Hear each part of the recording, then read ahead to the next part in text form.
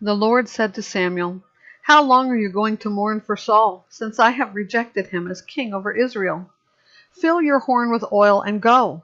I am sending you to Jesse of Bethlehem, because I have selected a king from his sons." Samuel asked, "How can I go? Saul will hear about it and kill me."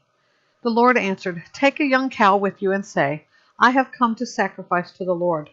Then invite Jesse to the sacrifice. I will let you know what you are to do. You are to anoint for me the one I indicate to you."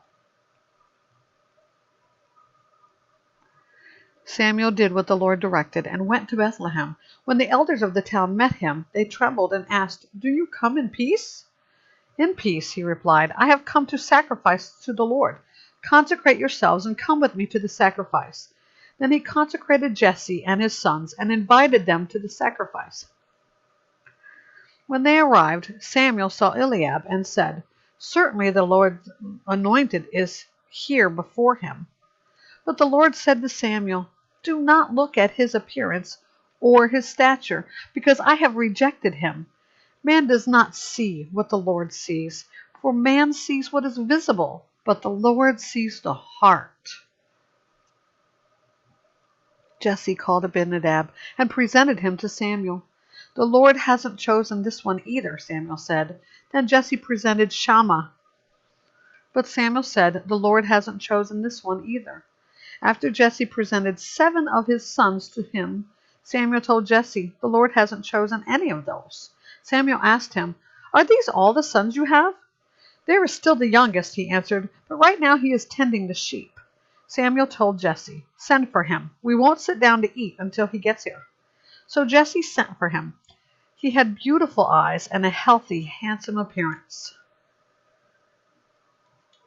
Then the Lord said, "Anoint him, for he is the one."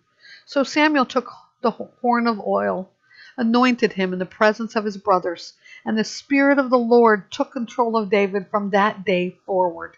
Then Samuel set out and went to Ramah. Now the Spirit of the Lord had left Saul, and an evil spirit sent from the Lord began to torment him. So Saul's servants said to him, "You see that an evil spirit from God is tormenting you? Let our Lord command your servants here in your presence to look for someone who knows how to play the lyre. Whenever the evil spirit from God troubles you, that person can play the lyre, and you will feel better." Then Saul commanded his servants, "Find me someone who plays well and bring him to me." One of the young men answered, "I have seen a son of Jesse of Bethlehem, who knows how to play the lyre. He is also a valiant man, a warrior, eloquent, handsome, and the Lord is with him." Then Saul dispatched messengers to Jesse and said, "Send me your son David, who is with the sheep." So Jesse took a donkey loaded with bread, a skin of wine, and 1 young goat, and sent them by his son David to Saul. When David came to Saul and entered his service, Saul admired him greatly, and David became his armor-bearer. Then Saul sent word to Jesse, "Let David remain in my service, for I am pleased with him." Whenever the spirit from God troubled Saul, David would pick up his lyre and play, and Saul would then be relieved, feel better, and the evil spirit would leave him.